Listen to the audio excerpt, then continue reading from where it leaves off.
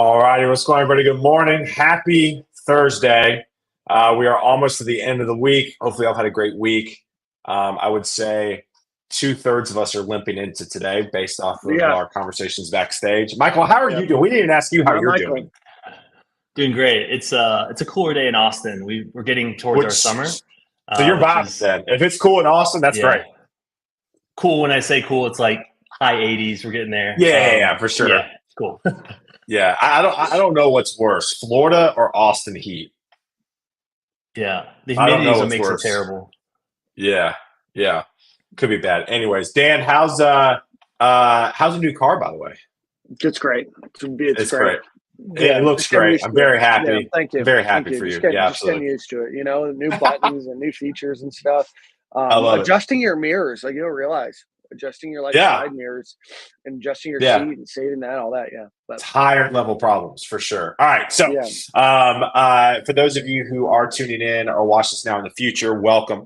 You're probably like, what is this thing? What is Unicorn Finders? Unicorn Finders, I was telling Mike backstage that Unicorn Finders it was a podcast started by Dan and I. There was a third guy.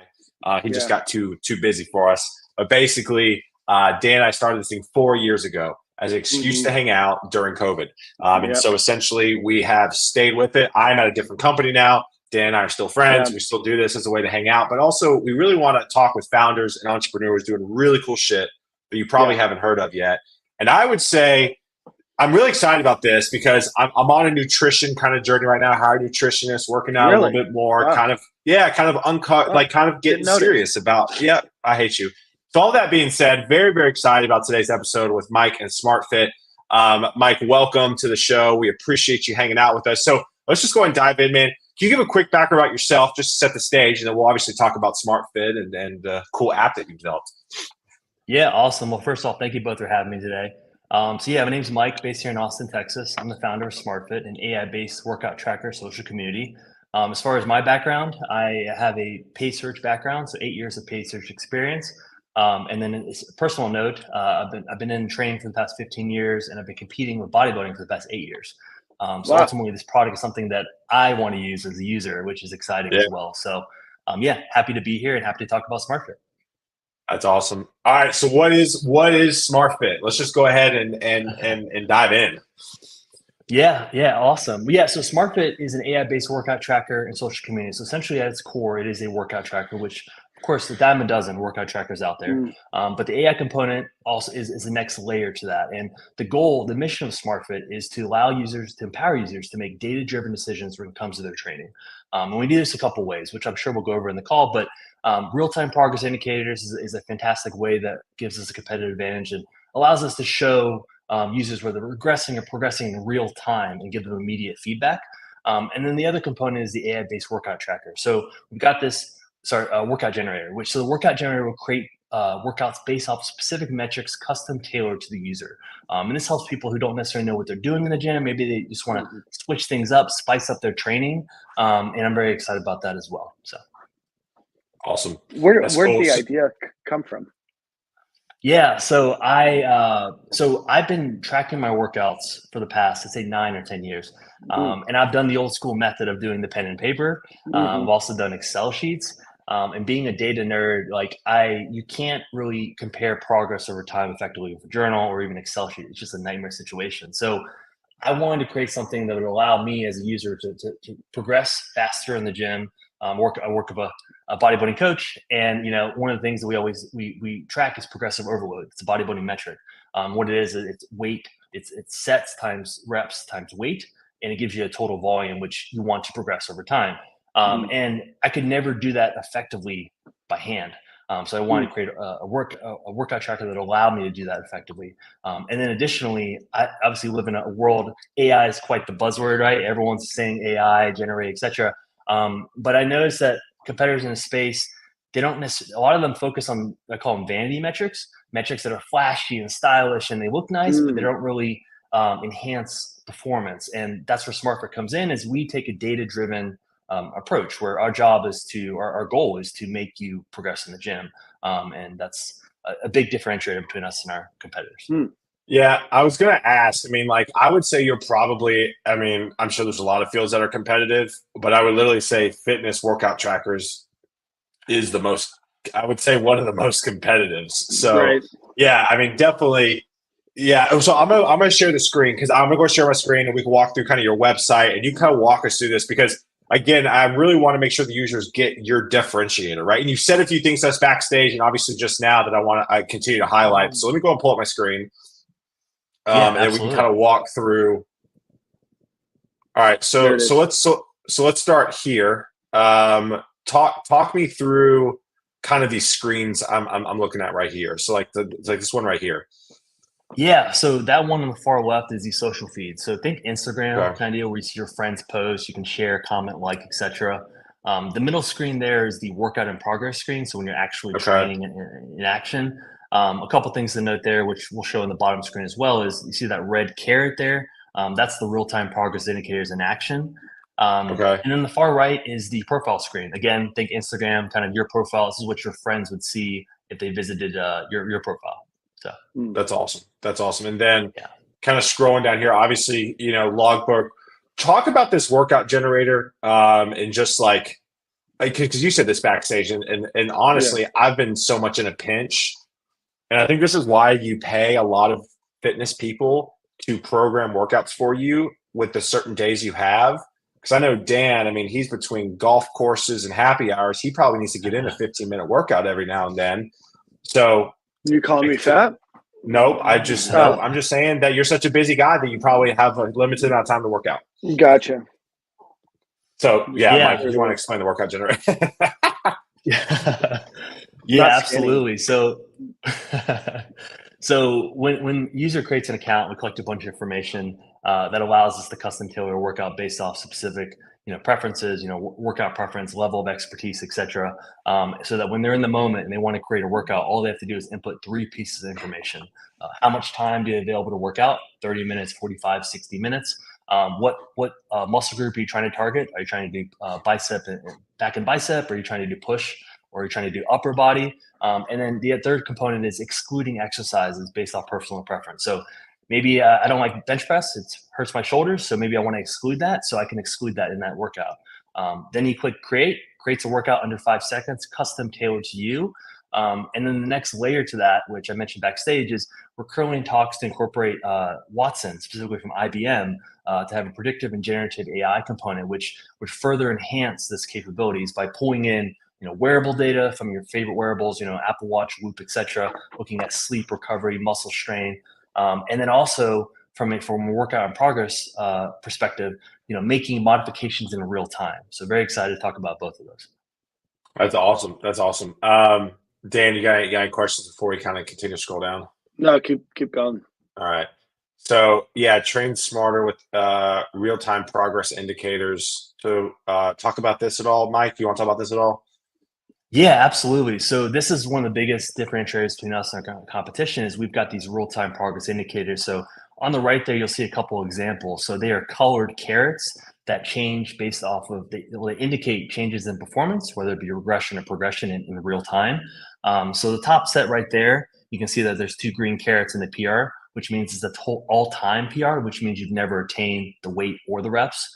So it gives you immediate feedback and kind of, it's beneficial because from a motivational standpoint to kind of gauge where you're at in your current workout, as well as the next layer to that is to incorporate the Watson tech to make adjustments based off of that progress.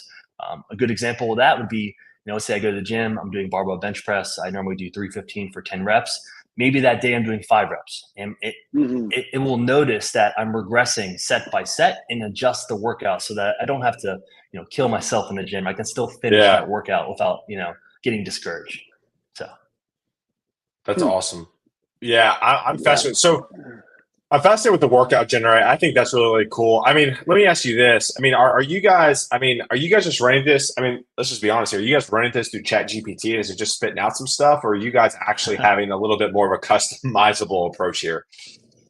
Yeah. So at its core, I'm still learning all this as well.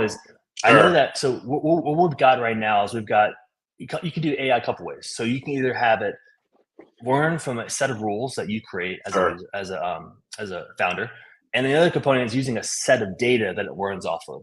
So the approach we're taking is I'm the guy that is setting the base rules that it's continuing to learn off of. And these rules are based off of just training principles and just kind of like, best practices kind of deal. And the idea is that the AI obviously will get smarter. It takes about 3 to 6 months to ramp up kind of deal. So the theory is it breaks out of those initial algorithms, and becomes more efficient as time goes.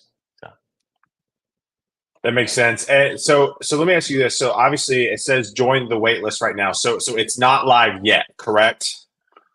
Yeah, correct. So it's been quite the journey, 2 years in development. But the good news is we're anticipating a beta launch here in the next 3 weeks. So I encourage everyone to sign up. It's a free public beta. We'll send you an invite, and then the full launch will be tentatively July 17th. So yeah, that's the timeline. That's awesome. That's awesome. Is there anything else we have? Go ahead, Dan. While I scroll through this. Can you indicate what kind of gym you're at or what equipment's available to you, and it will build a routine around that? Yeah, that's a good question. So I have gotten some feedback on that. Currently, no, you can't. So that would be sick. That would be sick. Yeah. Well, so the base model, the base MVP was to assume the conditions that you're in a commercial gym. You're in your traditional gym like of standard equipment. Gym or, Exactly. Yeah. So that's another layer that I look to incorporate. Yeah. There's so many modifications I wanted to. Yeah, I know. How do you what's the goal to make money on this app, right? Is it a freemium? Is it a, I don't know, monthly subscription? Is it just free for the users, but you're doing sponsorships? Like what are your what's kind of your revenue model? Yeah, good question. So the real the inspiration of this app was kind of follow the MyFitness model. Obviously, MyFitnessPal is known as the nutrition app, and they use the freemium model. So essentially, that's kind of what we're doing is we're starting the freemium model. At its core, the workout tracker is completely free. So you can download the app, use the workout tracker as many times as you want. But everything else is upselled. So the workout generator, you get limited use at the free version. And then, $11.99 a month is what the subscription is, or $89.99 a year. I think that's a bargain because, it's like 2 cups of coffee, right? So, very excited about that. And then, it's cheaper than a personal trainer. That's for sure. That's for damn. Absolutely. That's for damn sure. That's for damn sure. Now let me. Is this? I'm trying to think because I'm trying to think of like all the apps I've used in the past and like what I hate about them and see like. Could you? So have we gone over that? You showed this backstage that you can like challenge your friends to workouts and stuff. Have we gone over that yet? We have not. No. So that's a cool feature as well. Is that I could challenge you to my workout or vice versa. Essentially what it is we both use the same workout and we go through it, whether it be the same time or a different time of day, whatever. And then once we both finish it, we get a results screen that kind of makes it a slight competition comparing the total volume, number of PRs, and how long it took me to complete the workout. So gamification kind of deal makes it exciting and fun. And we'll continue to build on that as the MVP grows. And then you said there's like an activity feed. So if I was on and I saw Taylor like lifted Taylor, what do you normally curl? Like 15 pounds? So if Taylor was normally doing 10 pounds, I could say something back, right? Is that Is there like a chat? Is there like a shit talking feature, basically? Yeah. An STF. You could comment on his post workout post, and also too, I didn't mention that we can upload 90-second videos. So if Taylor's got a PR that he wants to share to his friends or motivational, I go to 20-pound dumbbells. That's awesome. I love that. Michael, how do you plan to infiltrate the market, right? So obviously, you come from a healthcare or from a weightlifting background. Obviously, everything that I just signed up for the beta, so I'm excited to see that get released here soon. How do you plan on penetrating a very saturated market, and obviously a market that a lot of fitness professionals are going to try to steer you away from to try to sell personal training, things of that nature? Yeah, good question. So coming from a marketing background, specifically paid search, that's the primary method. So Google advertising is my bread and butter. Then my market research, kind of have the plan outlined as far as budgeting and CAC estimates and all that fun stuff. But outside of that, I'm part of the bodybuilding community. Fitness community is very social and very. I think word of mouth is very powerful in the fitness community. Like people love to talk about products that work. So essentially, what we're going to do the first month is a lot of, referrals with influencers, kind of friends with the local gym owners here in Austin, which Austin's a very fit city. So kind of getting that word of mouth out there. And I think the product will speak for itself. Once we get to that point where, people, they want to train with friends. It's a social component, right? So they'll tell their friends if something's fantastic and they're seeing progress or they're just loving the experience, they're going to tell their friends. And the fact that the freemium model is our base model, like there's no barrier to entry. You download the app, you can use it. If you don't like it, you can dip out. But it allows them to get a taste of us to pull them in. So. I feel like an affiliate program is going to be really strong for you guys on the marketing side, just because obviously I just feel like something like this is just word of mouth. So probably having a strong affiliate program and kind of incentivizing, especially these gym influencers, to obviously probably recommend is huge. And the co-branding too, like we do a little bit of co-branding as well. I've already, again, we mentioned I'm part of Capital Factory and done some fantastic networking of some other great products, and kind of just co-branding similar, whether it be like a nutrition brand or something that kind of speaks to my audience. It's low-hanging fruit. So very excited about that too. Yeah, and I think it could be a way for gyms to sell personal training without somebody wanting to spend the amount of money that it takes to go personal training, right? But I mean, kind of the same general idea, right? Like I'm thinking of like a mid-sized gym that like wants people to be there, not like a Crunch Fitness that makes their money off of people not showing up, right? But like maybe they can't swing the $100 a session, but maybe you can swing, a $75, $80 a year, app that you can then download as a member of this gym, or whatever the cost might be. But to be able to say, hey, you're going to come in, we want you here. This is one of the features that we can offer. So I think that there's a lot of things beyond just, word of mouth that, partnering with gyms, certainly has an opportunity, I think, for you guys to grow too. So that's cool. Also, one thing I was going to mention too is like, go ahead. No, go ahead, Mike. There's a little bit of a lag, so go ahead. Oh no, I was going to say the last thing is, as far as the social feed, the one of the concepts that I'm running is creating these hubs, like these gym-based social feeds. So I go to Los Campeones, shout out in Austin, Texas. Love that gym. Shout out to Los Campeones.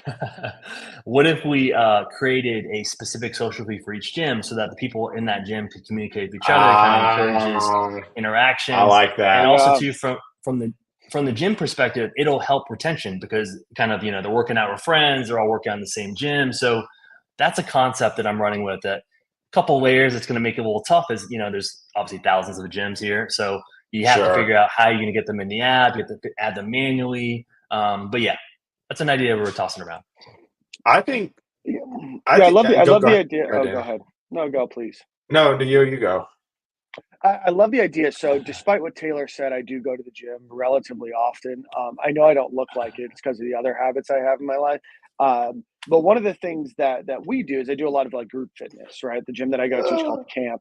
But everything is like, you might be like a week between things, right? And you might forget, like, how much did I deadlift last time? Yeah. How much did I squat? Or, being able to jot some of that stuff down and kind of build a program around that for yourself, or not build a program, but be able to store that information for those that, are doing more group fitness or doing other types of things beyond just, going to the gym themselves. Because one of the things that I really struggle with is if I go to the gym by myself without a program in place, I'm just going to lift weights and be like, wow, they're going to lift themselves.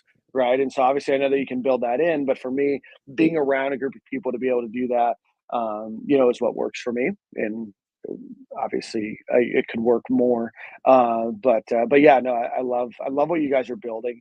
And then I also love the ability for you to be able to look back, and if I'm traveling or whatnot, be able to look back and be able to look at your plan and build something, from that. So. Yeah, I think the community aspect is very interesting. And would you say that's the biggest differentiator of your app compared to other fitness? So, would you say the community aspect of it is, or do you think it's other areas too? So I don't know if I can name competitors, but there's big players in the space. And two of them, one of them doesn't have a social component at all. So that really separates us. The other one has a social component, but no AI component. And then the third guy has no social component. Yeah, and the third guy is completely AI based.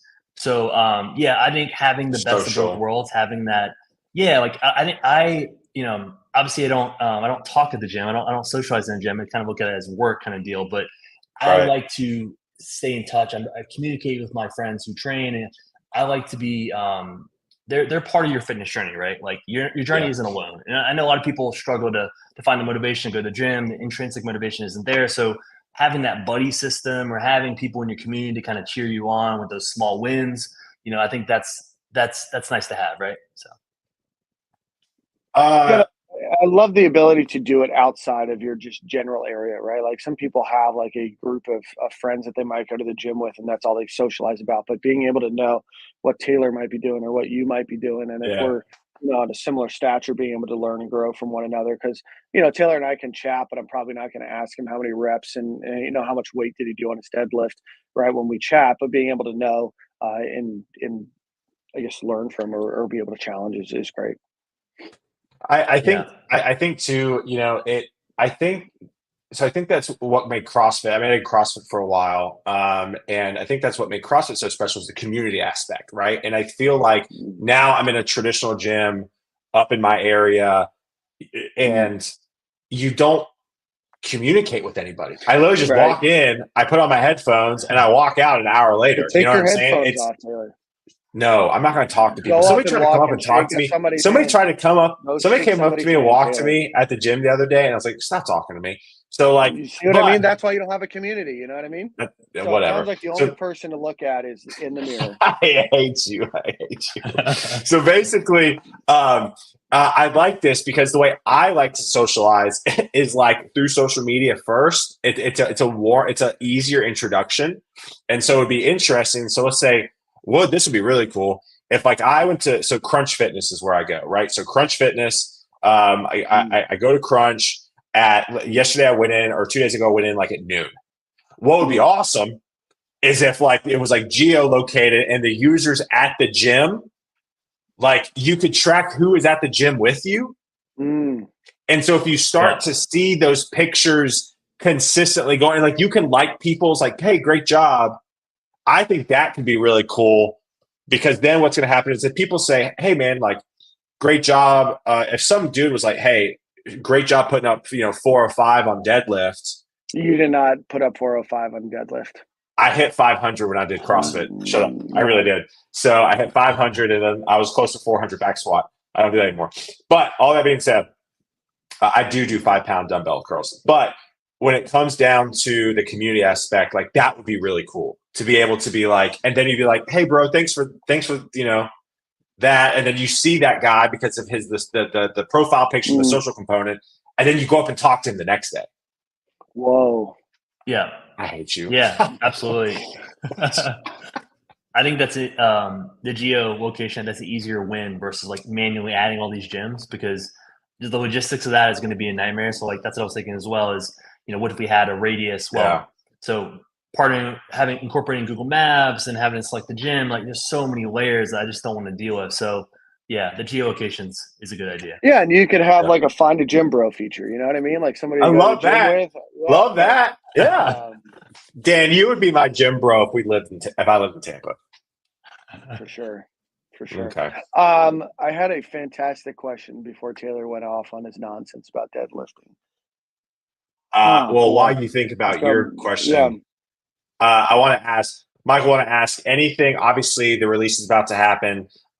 Is there anything else? Is there anything else you want to highlight from the app as we kind of close out here? And anything else exciting to keep an eye on, et cetera, et cetera? No, that's about it.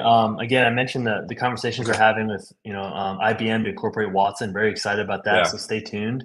One other additional component I didn't mention was having the predictive and generative AI to move recovery days, move training days, to enhance recovery. Basically, using the data from wearables, the sleep score, and muscle strain, and resting heart rate, all those metrics that we could all collect on our wearables, right? But do we actually use it to make data-driven decisions? Most of the time, no. So pulling those in. I'm currently trying to figure out how we're going to do that. And then also like strength score. I think it'd be cool to have a strength score for, again, gamification kind of makes it fun, saying, hey, my bicep score is 90, yours is 70 kind of deal. And it's motivational too, kind of gives you an idea of where you stand against your similar demographic, right? So yeah, very excited about those, and a lot of ideas, but the goal is to get the MVP to market. So I love that. No, it seems like a really cool app. I love the idea of being able to meet people and doing the social aspect of it. And I know people want community, and I know that like tweeting and Instagram posting have gone down. I know Facebook posting has gone down a ton. But I think like if there's anything that I know about the gym community, especially the CrossFit community that Taylor used to be a part of, is they love their like community. And that's like something that not all gyms are able to foster or create, right? Yeah. So I know CrossFit does a really good job. I know some group fitness does a good job. But to be able to connect, especially if somebody is traveling, right, or if somebody is new to a city, being able to go and connect with somebody, because working out with somebody or being able to compare yourself to others is a big part of the gym, right? So I think it's a really cool feature, or a really cool product. I'm really looking forward to testing it out, and I think you've got something here that's a mix of practical and social based, which is huge right now. Mike, as we wrap up, last question for you. And again, thank you for coming on the pod. We appreciate it. What's your biggest advice for founders and entrepreneurs? Perseverance is probably the biggest characteristic you need as a founder. I don't have a technical background, so I don't have a dev background, and my background's in marketing. So I've learned a lot. I feel like I've been drinking through, a fire hose my entire founder career, and I made some tough decisions, and I've had a lot of hurdles, and mainly in the technical aspect, and some expensive decisions that I had to make. And yeah, I would just say, like, if you have conviction, like I have so much conviction in what SmartFiit provides to communities and to users, that I kept pushing. And even when so quick story here, I originally wanted to go the VC route for SmartFiit. I wanted to find funding. I was like, okay, cool. Like, I'm going to create a prototype. The VCs are going to come running. It's going to be fantastic. Didn't happen. So I tried going the crowdfunding route. Didn't happen. So I just said, you know what? I'm just going to bootstrap it myself. So I put my money where my mouth is. Took out some business loans and, cashed my 401k and all that fun stuff that entrepreneurs story. It's not sexy, right, to do that kind of stuff, but you do it because you believe in your product. And, to this day, like we're pre-revenue, and, but I still believe in our product, and we're getting there. And I would just say, if you believe in your product, like keep pushing, and I promise you it gets a little bit easier. So is it just you? I know that you have some other agencies and stuff trying to help you. Is it just you on the founding team? Or you have some business partners? So just me founding, and that's, I don't know what the statistic is, but I know like solo founders have a higher success of failure. So looking back, I kind of wish I would have done the co-founder route, but also too, it really allows me to be closer to my team and, really shift the vision. So right now it's me as the founder. I do have some, I guess speaking of the scrappiness, being lower budget, being completely bootstrapped, I've had to get scrappy with, interns. There's a fantastic platform called Handshake, which allows you to pull talent from universities. And I found really good talent from Handshake. I mean, granted, yes, some of them are green. You have to work with them, but I found, I've got kids from Ohio State and University of Texas currently doing internships for SmartFiit. That's awesome. And they've been rock stars. Like, granted, they do about 10 hours a week, and they move some of the smaller pieces. They can't handle the bigger items, but one, it's an educational experience, and two, it helps me knock out those smaller items, and they believe in the product. So yeah, I would just say get scrappy, get creative, and if you believe in your product, you'll get it done. So I love it. That's awesome. Well, I gotta bounce to another pod. So Mike, thank you so much. We appreciate it. Killer interview. Dan, I appreciate you as well, buddy. Yeah, awesome. That's SmartFiit with 2 eyes. When you're checking SmartFiit with 2 eyes. All right, y'all have a good one. Awesome. Thank you.